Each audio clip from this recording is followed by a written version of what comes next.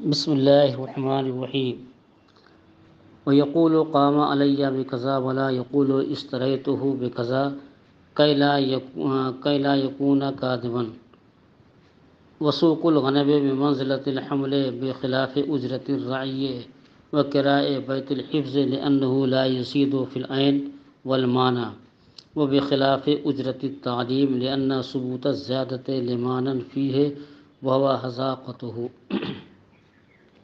اس سے پہلے یہ بیان کیا تھا کہ تولیہ اور مرابحہ کہ جتنے میں مال خریدا ہے اتنے ہی میں بیچیں، یہ تولیہ ہے،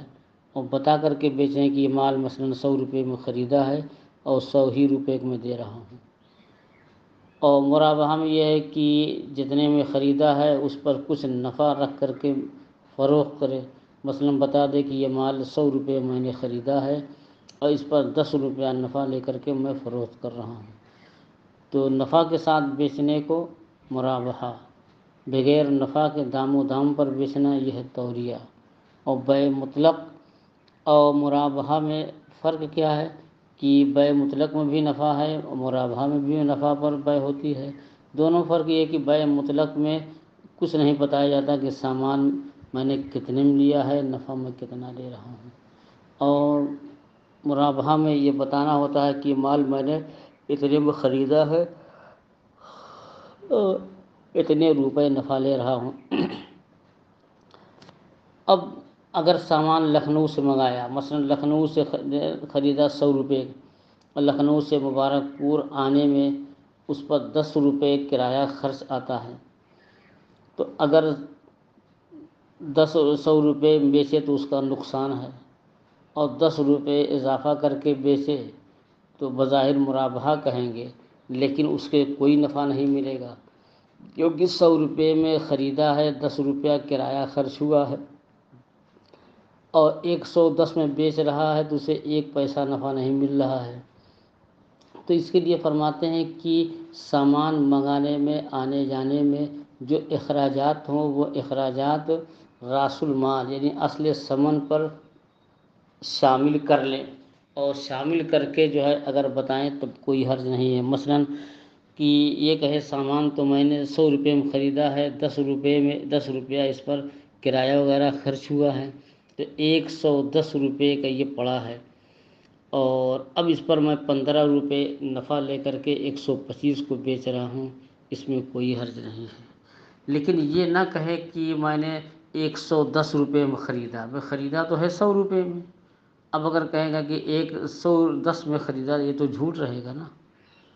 تو اس کے لیے کون سا جملہ استعمال کریں؟ یہ کہہ دے مجھے 110 روپے میں پڑا ہے، صحیح بات ہے کہ 100 روپے میں خریدا ہے اور 10 روپے کرایہ وغیرہ ہو گئے تو 110 میں پڑا ہے، تو 110 روپے کہے جو کہ اس قیمت میں وہ یہاں تک مال پہنچا ہے، لیکن یہ نہ کہے کہ میں نے اس کو جو ہے 110 میں خریدا ہے۔ اسی کو فرماتے ہیں وَيَقُولُ قَامَ عَلَيَّ۔ اس سے پہلے بیان کیا کہ اصل مال میں جو ہے اگر جو ہے کپڑا ہے اور جو ہے دھوبی سے دھلانے کی حاجت پیش آئی تو دھلائی کی اجرت بھی راس المال میں شامل کر سکتے ہیں۔ راس المال سے مراد کی جو ثمن ہے، اور اگر سادہ کپڑا تھا اس میں کشیدہ کاری کروائی تو اس کی اجرت بھی شامل کر سکتے ہیں۔ سفید کپڑا تھا اسے رنگوایا، رنگوانے کے بعد بیچ رہے ہیں، مثلا 100 روپے میں کپڑا خریدا تھا، 25 روپے رنگائی ہوئی،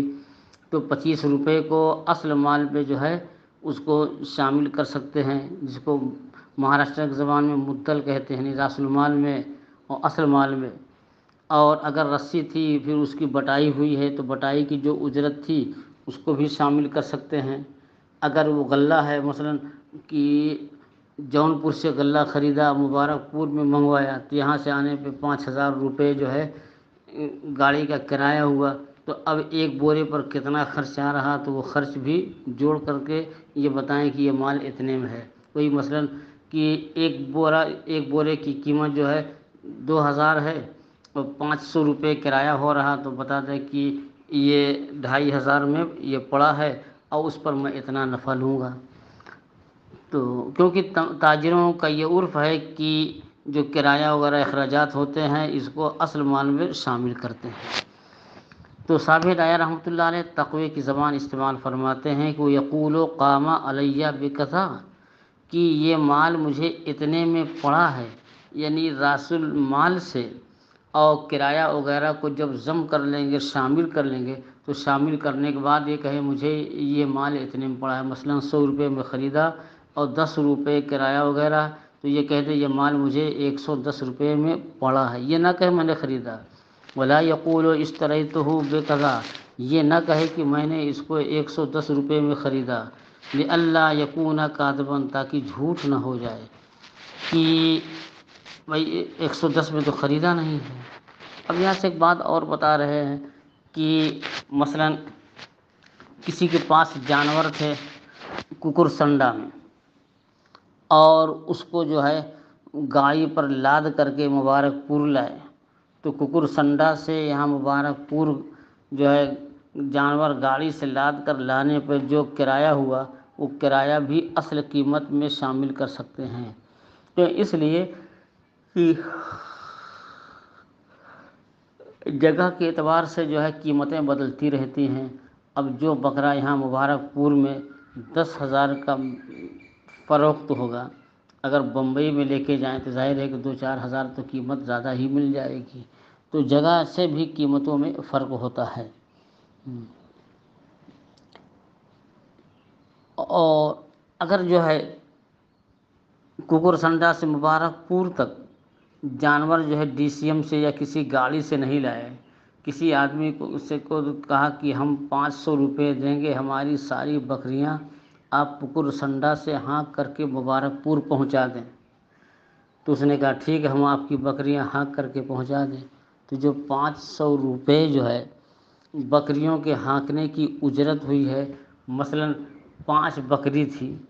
اور کہا یہ آپ پہنچا دیں، ہم 100 روپے فی بکری کے اعتبار سے 500 روپے دیں گے،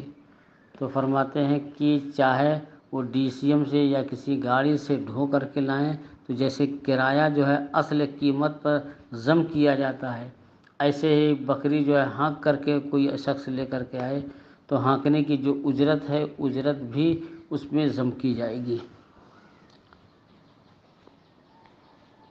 وسوق الغنم، اور بکری کا ہانکنا، یہ بکری کی مثال جو ہے یہ قید جو ہے قید اتفاقی ہے، اعتراضی نہیں ہے۔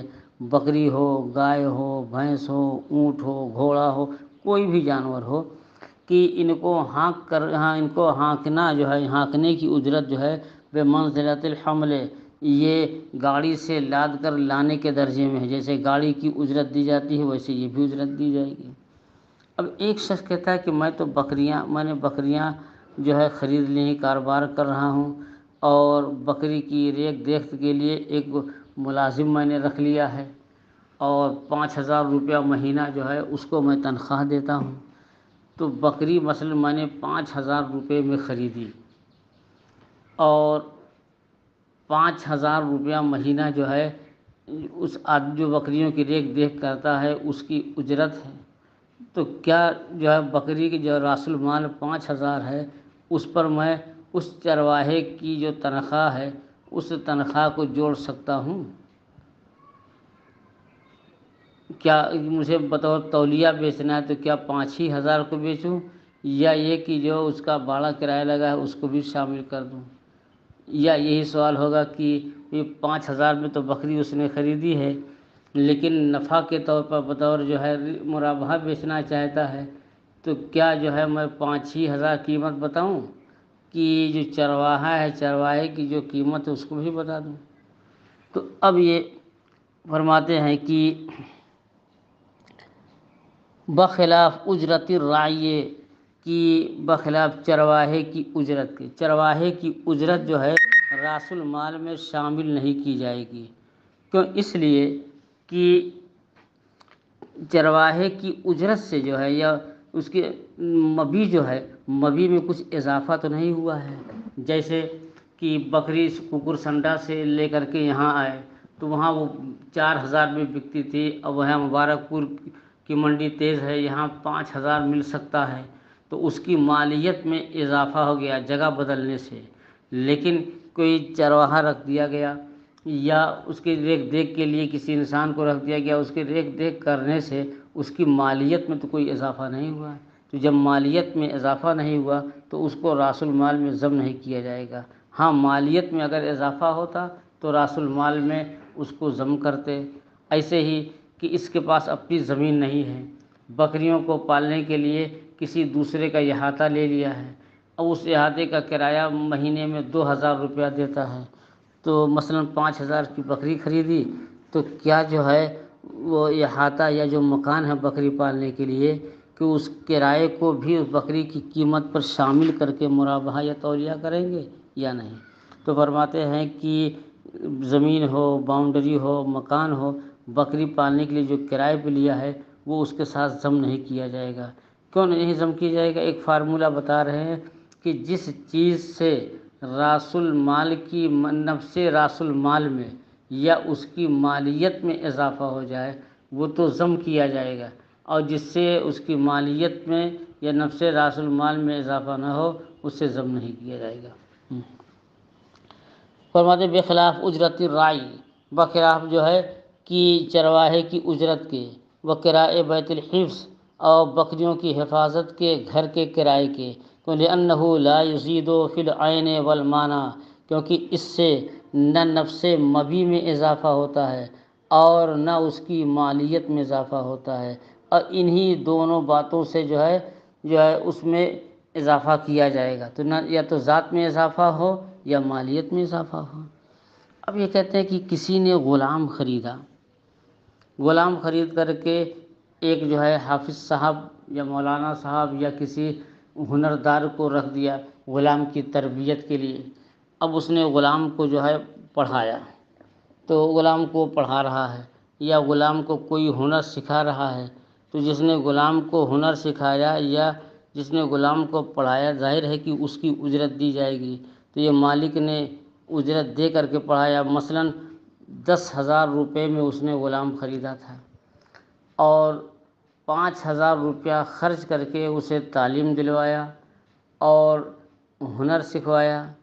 تو اب وہ غلام بیچنا چاہتا ہے تو کیا بطور جو ہے کہ نفع کے نہیں، بطور تولیہ کے، تو کیا وہ